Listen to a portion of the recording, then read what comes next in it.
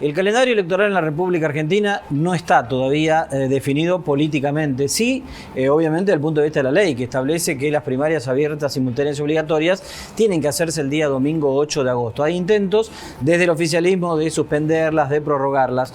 ¿Cómo afecta esto a la provincia de Corrientes y a otros distritos donde también se va a votar, por ejemplo, para elegir legisladores provinciales, o el caso de Corrientes, donde elige, igual que Santiago del Estero, nada más y nada menos que gobernador y vice?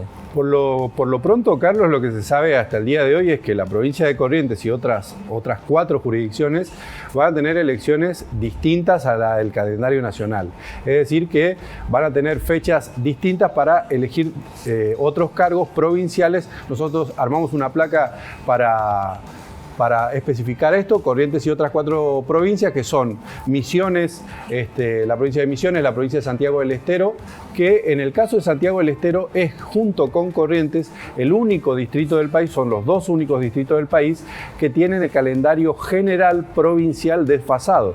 Esto tiene que ver con la cantidad de intervenciones federales y qué sé yo. Entonces, tanto para Corrientes como para Santiago, ¿no? Eligen gobernador.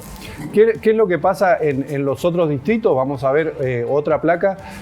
Corrientes va a elegir entonces en un calendario distinto, con Santiago del Estero, gobernador y vice, intendentes y todos los cargos provinciales.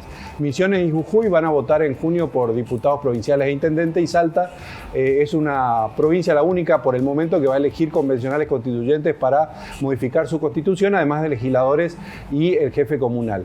En el caso del calendario nacional de Corrientes, es para elegir diputados y senadores nacionales con paso y después con general. Exacto. En el caso de las provinciales, vamos a ver la última placa, Corrientes va a elegir gobernador, va a elegir vice, va a elegir diputados provinciales, 15, 5 senadores provinciales y va a elegir intendentes en los 75 municipios.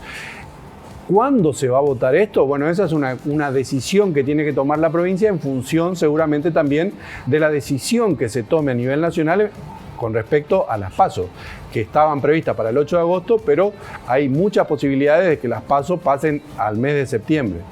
Si eso ocurre, la provincia de Corrientes, ¿qué va a hacer? ¿Va a adelantar las provinciales? Depende un poco de las conveniencias electorales y el momento que se viva, ¿no? De todas maneras tenés que convocar 90 días antes de la fecha. El mes de mayo es el mes clave. El mes clave, porque además tenés otro dato que es importante, que es un dato constitucional. A diferencia de las elecciones nacionales de las PASO, las cuales las podés modificar por una ley del Congreso de la Nación, en Corrientes la fecha de elecciones no la podés tocar con una simple ley. Necesitás para eso reformar la Constitución. Para ello ya no hay tiempo. Y vos en Corrientes tenés que votar gobernador entre el 10 de agosto y el 10 de octubre. Fuera de esas fechas no lo podés hacer. Y además tenés que tener un calendario propio, que es otra de las limitaciones, claro, las limitaciones que tiene. Es decir, no es que Corrientes puede votar en cualquier fecha y tampoco con la nacional. Entonces sí o sí tiene que buscar una fecha. Entonces, la cuestión es qué va a pasar con las PASO. En función de eso, la provincia de Corrientes va a definir su propio calendario electoral. La otra pregunta, que es la que haces vos, tiene que ver con la conveniencia política. Corrientes me parece que en ese punto es indistinto un mes más o un mes menos.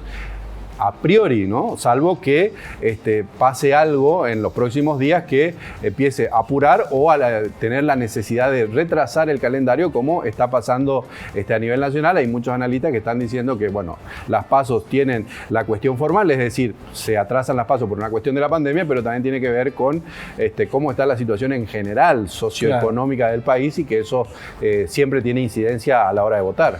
Basándonos un poco en lo que ocurre en Corrientes, siempre la decisión de la fecha ha sido utilizada casi como una herramienta electoral por parte de la fuerza gobernante. Y un análisis político hablaría de si en las PASO son en agosto, en Corrientes para gobernador se vota en septiembre. Ahora, si las PASO se trasladan a septiembre, Corrientes, ¿votaría en agosto?